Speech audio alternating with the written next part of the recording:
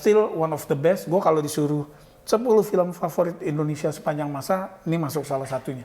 Ngomongin film bersama Bayu dan Edo. Nah, selamat sore, kulunuwun, assalamualaikum, punten. Sahabat saya sudah Anda rugikan.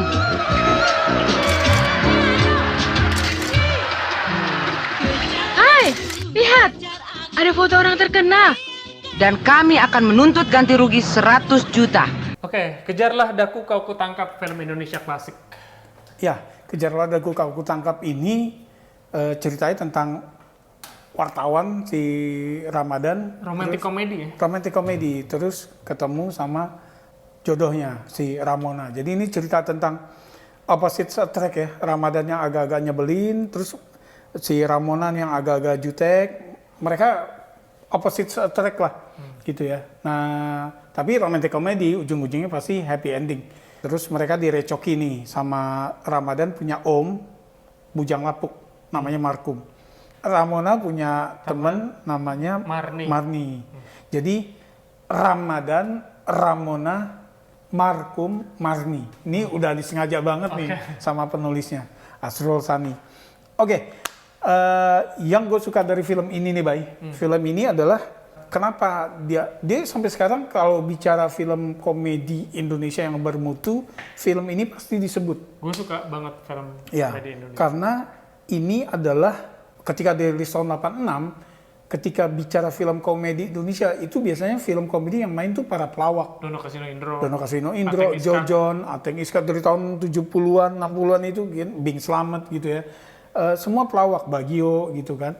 Film komedi itu ranahnya pelawak. Nah, tahun 86 Asrul Sani menulis skenario ini, sutradara Hairul Umam ya, yang biasa bikin film drama. Nah, mereka masang aktor-aktor yang biasa dikenal serius nih, Deddy Miswar. Ikra Negara sebagai Markum ini kan orang teater ya, serius juga gitu kan. Uli Arta. Nah, kalau Lydia Kandau mungkin dia yang agak pengalaman komedi karena dia salah satu warkop girls gitu ya. Tapi walaupun dia nggak posisi ngelawak. Iya, nah jadi ini nih terobosan waktu itu. Jadi bahwa film komedi kita bisa loh, film Indonesia tuh bikin film komedi tanpa harus ada pelawak. Yang penting skenarionya. Jadi dulu banyak, apalagi film warkop yang saat itu lagi di puncaknya, itu yang kayak sketsa aja kan. Nah ini nih skenario utuh gitu. Nah ini yang gue suka dan gue rasa memang alasan ini yang bikin film Kejarlah Daku Kau Kutangkap jadi film klasik. Ya gue suka karena jadi mungkin gue udah pernah bahas beberapa kali sama lo, kalau gue nggak terlalu suka kalau agak-agak terlalu slapstick dan melakukan kegiatan yang bodoh dilakukan banget gitu, kayak misalnya lari-lari muter gitu kayak film kartun anak-anak gitu ya. Secara acting juga nggak terlalu over the top, harus gue harus komedi tuh harus kayak gini loh actingnya.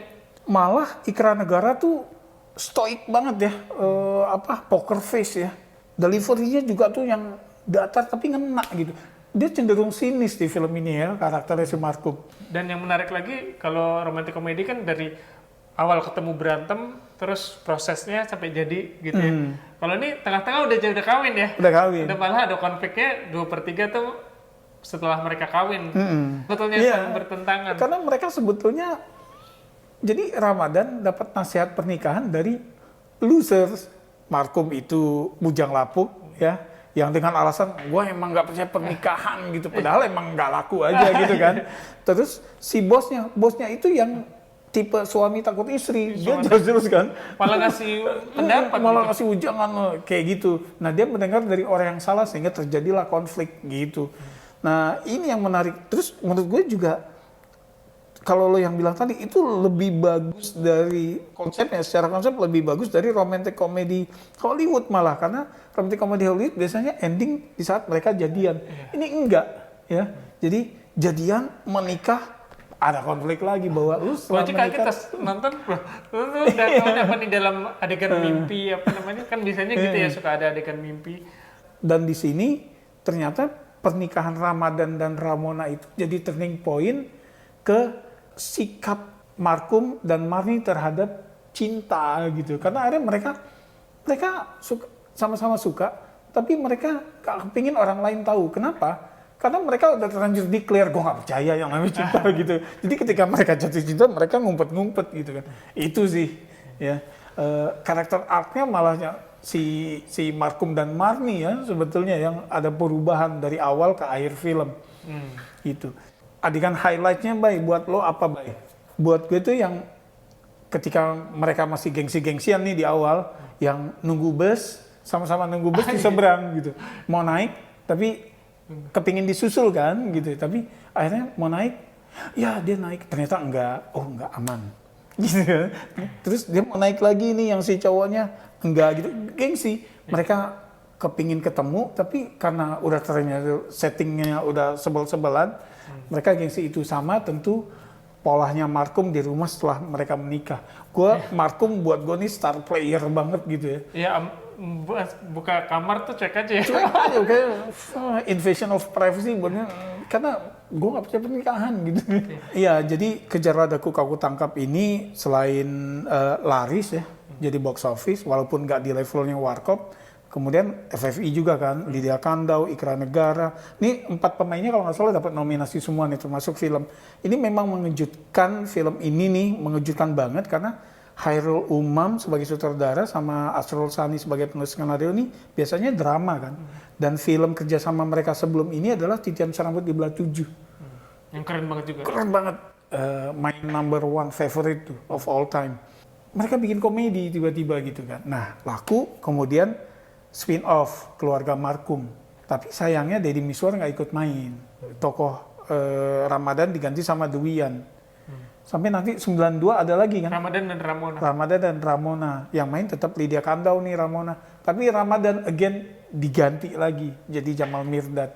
Jadi ini memang benar membuka mata buat penonton maupun sinias bahwa film Indonesia bisa bikin film komedi dengan aktor serius, nggak harus pelawak gitu. Harus Dan blow-on juga tindakannya gitu. jadi gitu, setelah itu udah mulai tuh nanti berikutnya kalau Chairul Umam sama Asrul Sani ada lagi yang bintang kejora El Manik gitu ya. Ini buat gue still one of the best. Gue kalau disuruh 10 film favorit Indonesia sepanjang masa, ini masuk salah satunya. Iya, ini juga masuk buat gue. Ya, oke. Kalau yang udah pernah nonton, tentu masih ingat betapa hebatnya film ini. Buat yang belum, silakan ke Klik FM, silakan ke Klik Film. Di situ cari aja Kejar Ladaku Kau Tangkap, ada. Silakan komen tentang film ini atau tentang bahwa gini aja dibilang klasik, misalnya kayak gitu. Terserah, maksudnya bebas. Nanti kita bisa diskusi di kolom komen. Makasih udah mampir. Silakan subscribe, like. Sampai ketemu di episode Indo Klasik berikutnya. Salam.